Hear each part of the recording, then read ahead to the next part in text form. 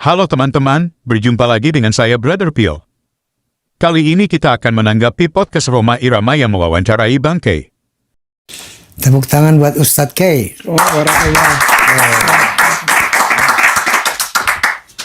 Seperti biasa, setiap kali Bang K buka mulut, ada saja bau yang menyengat. Sebelum kita tanggapi, kita saksikan videonya berikut.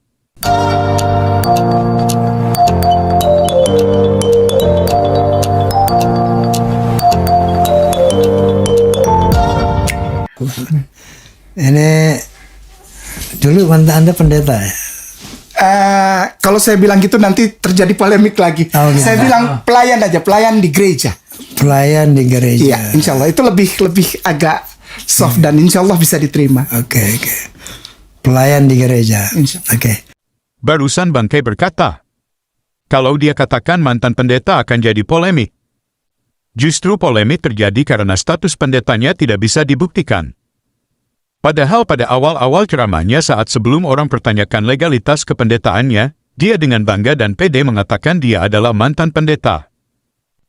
Sekarang setelah dipertanyakan dan bahkan sekolah STT Jakarta mengeluarkan surat pernyataan resmi, barulah Bang K merubah strateginya dengan mengatakan pelayan gereja. Kalau pelayan gereja itu umum, bisa diaken, bisa penyanyi. Dan untuk pelayan gereja tidak bisa dituntut ijazah. Jadi Bang K berlindung di balik pelayan gereja. Ya, dulu saya pernah mengadakan perbandingan agama ya, untuk meyakinkan kebenaran Islam.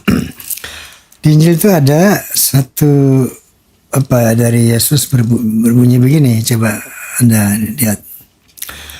Akan datang setelah kepergianku seorang yang akan memuliakan namaku, menyempurnakan ajaranku. Dialah batu penjuru, maka dengarlah akan dia. Itu ada kan? Ya ini yang saya bacakan dalam bahasa aslinya. Itu Yohanes, kitabnya namanya Yohanan. Di Indonesia disebut Yohanes, pasal 16 ayat 7, lalu ke ayat 12, 13, 14. Itu yang Tuan Guru. Tuan Guru hafal Bible. Ya. Saya pernah baca itu. Barusan kita dengarkan bersama, Bang Roma katakan bahwa dia pernah baca Injil. Dan dalam Injil itu ada ayat seperti dia katakan tadi. Dan Bang K dengan tidak tahu malunya mengatakan bahwa apa yang dikatakan Bang Roma itu ada dalam Yohanes 16 ayat 7-14. Mari kita lihat bersama, apakah benar bunyi ayatnya demikian. Yohanes 16 ayat 7-14. Namun benar yang kukatakan ini kepadamu, adalah lebih berguna bagi kamu, jika aku pergi. Sebab jikalau aku tidak pergi, penghibur itu tidak akan datang kepadamu, tetapi jikalau aku pergi, aku akan mengutus dia kepadamu. Dan kalau ia datang, ia akan menginsafkan dunia akan dosa, kebenaran dan penghakiman. Akan dosa, karena mereka tetap tidak percaya kepadaku. Akan kebenaran, karena aku pergi kepada Bapa dan kamu tidak melihat aku lagi. Akan penghakiman, karena penguasa dunia ini telah dihukum. Masih banyak hal yang harus kukatakan kepadamu, tetapi sekarang kamu belum dapat menanggungnya. Tetapi apabila ia datang, yaitu Roh kebenaran, ia akan memimpin kamu ke dalam seluruh kebenaran. Sebab ia tidak akan berkata-kata dari dirinya sendiri, tetapi segala sesuatu yang didengarnya itulah yang akan dikatakannya dan ia akan memberitakan kepadamu hal-hal yang akan datang.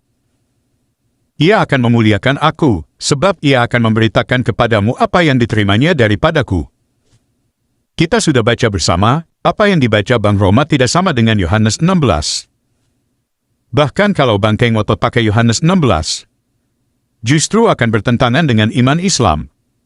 Khususnya Yohanes 16 ayat 14-15. Ia akan memuliakan aku, sebab ia akan memberitakan kepadamu apa yang diterimanya daripadaku. Segala sesuatu yang Bapa punya, adalah aku punya.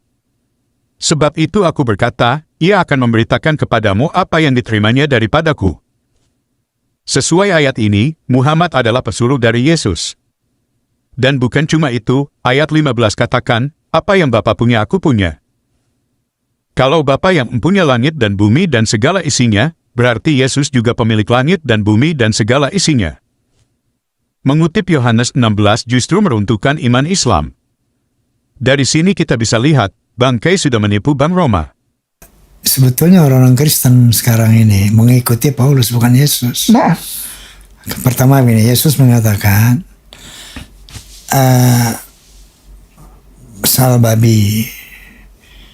Babi itu haram di Torah dalam imamat orang Lewi. oh, Ya, imamat orang Lewi, babi haram. nah, Lalu Yesus berkata, kedatanganku bukan untuk merubah Taurat, tapi wah dahsyat Matius 5:24. tapi menggenapkannya. Ya kan? Masya Allah. Ya. Anak izin pulang duluan. Ya. Pak Haji, enggak, soalnya ntar ada ditunggu. Don. Anak Don ini, anak Priuk Don. Satu itu. Barusan Bang Roma bicara soal makanan dalam imamat, dan mengutip perkataan Yesus yang mengatakan bahwa aku datang bukan untuk meniadakan Taurat tapi menggenapinya. Lalu Bangkai langsung sambar katakan bahwa itu terdapat dalam Matius 5 ayat 24. Apakah benar itu terdapat dalam Matius 5 ayat 24? Matius 5 ayat 24. Tinggalkanlah persembahanmu di depan mezbah itu dan pergilah berdamai dahulu dengan saudaramu, lalu kembali untuk mempersembahkan persembahanmu itu. Yang benar adalah Matius 5 ayat 17. Kembali Bangkai asal mangap. Kembali ke kitab Imamat 11. Kalau Islam konsisten mengutip kitab Imamat, harusnya bukan cuma babi yang haram, ada banyak yang haram dalam kitab Imamat. Ada udang, kepiting, lele dan unta yang justru dihalalkan dalam Islam. Katanya Yesus datang tidak meniadakan hukum Taurat. Apakah berarti Muhammad datang untuk meniadakan hukum Taurat? Ya. Nah, lalu apa kata Paulus? Jadi di situ berarti babi itu haram. Di imamat orang Lewi babi haram. Nah, sementara Yesus mengatakan, aku tidak merombak hukum Taurat. Jadi tetap babi haram. Tapi apa kata Paulus? Telah datang mimpi kepadaku, turun kain berbujur ampat. Oh, itu mimpi Petrus, maaf. Hah? Yang ditulis oleh Paulus. Iya, maksudnya Paulus. Ya. Iya, ditulis oleh Paulus, tapi yang ngomong Petrus, itu, yang ya. mimpi itu Petrus. Oke, Ya. maka telah di dalamnya ada Ya. seluruh kaki berkaki 4. Ya. Maka halallah seluruh binatang berkaki 4. Ya. Itu kan. Ya. Itu kan kontradiksi. Iya, betul. Barusan kita mendengarkan Bang Roma mengutip peristiwa penglihatan Petrus dalam Kisah Para Rasul 10. Menurut Bang Roma itu adalah perkataan Paulus. Dan dikoreksi oleh Bangkai bahwa itu mimpi Petrus. Tapi Bangkai katakan itu ditulis oleh Paulus. Faktanya buku Kisah Para Rasul ditulis oleh Lukas. Kembali lagi Bangkai asal mangap. Dalam Kisah Para Rasul 10 tidak bicara soal makanan halal haram itu cuma ilustrasi yang Tuhan gunakan kepada Petrus. Mari kita lihat bagaimana arti dari penglihatan tersebut. Pada ayat 17 Petrus tidak mengerti arti penglihatan tersebut. Kisah Para Rasul 10 ayat 17. Petrus bertanya-tanya di dalam hatinya, apa kiranya arti penglihatan yang telah dilihatnya itu? Sementara itu telah sampai di muka pintu orang-orang yang disuruh oleh Cornelius dan yang berusaha mengetahui di mana rumah Simon.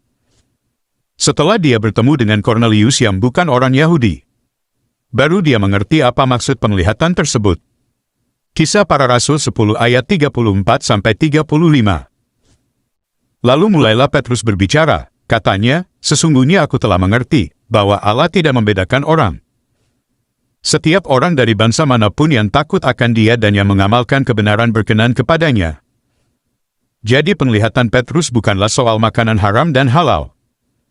Itu murni sebuah ilustrasi yang Tuhan gunakan kepada Petrus yang orang Yahudi yang tidak boleh bergaul dengan orang bukan Yahudi. Kisah Para Rasul 10 ayat 28.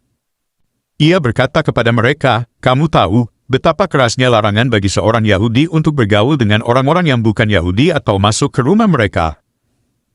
Tetapi Allah telah menunjukkan kepadaku bahwa aku tidak boleh menyebut orang najis atau tidak tahir. Oke teman-teman, demikian tanggapan kita terhadap pernyataan Bang Roma dan Bang Kay. Terima kasih untuk dukungan teman-teman.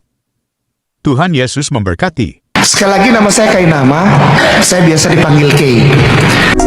Yo, bro, pill in the house. Yo, bro, pill in the house.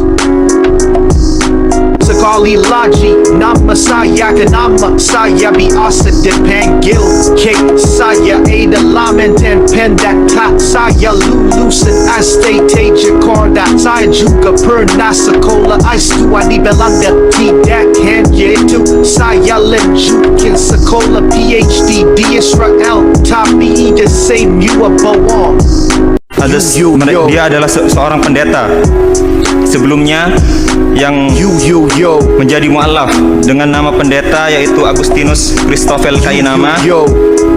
Kemudian ketika beliau berganti agama menjadi Islam, menjadi seorang mu'alaf, beliau mengganti namanya menjadi Ahmad Kainama.